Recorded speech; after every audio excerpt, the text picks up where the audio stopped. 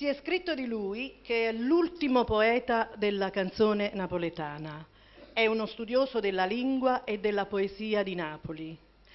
Ha pubblicato recentemente un bellissimo libro sulla canzone napoletana. In collaborazione con Sergio Bruni ha scritto, tra le tante, a Mario Bena e Carmela, e scusate se è poco, ma per me è soprattutto un collaboratore caro a mio padre, un amico gentile a cui sono affezionata, si può dire, sin dall'infanzia.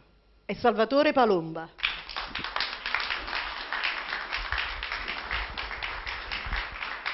Buonasera a tutti.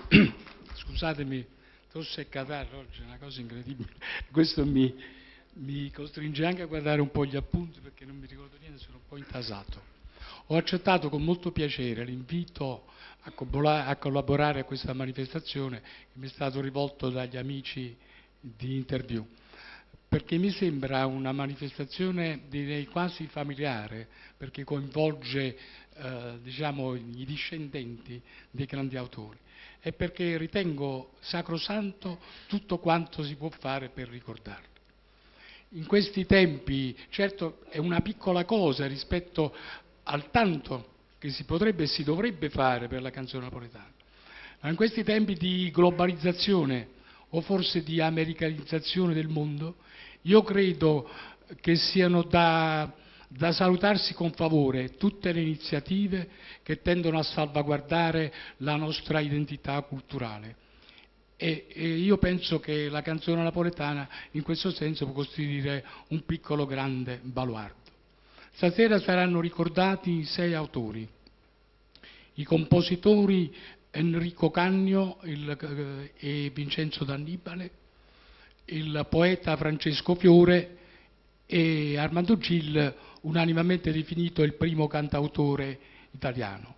Questo primo gruppo fa parte di quella che è stata definita l'epoca d'oro della canzone napoletana.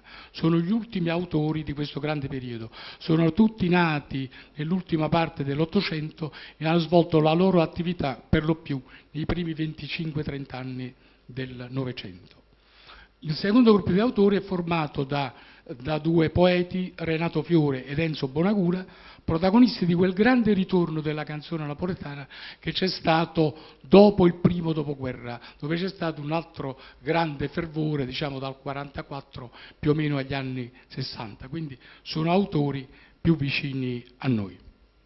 Il primo autore che sarà ricordato è il maestro Enrico Cagno, diplomato a San Pietro a Maiella, direttore d'orchestra.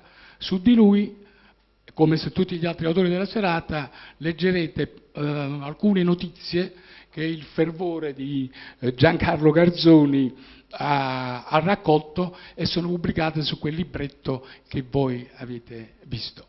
Quindi diamo subito via alla musica. Ma una cosa singolare e particolare che mi fa molto piacere, significativa e quasi commovente, sono, diciamo, gli esecutori di queste prime 2 canzoni di Cagno, che sono O soldata innamorata e Tarantella Luciana, la prima su versi di Califano, la seconda su versi di Libero Bovio.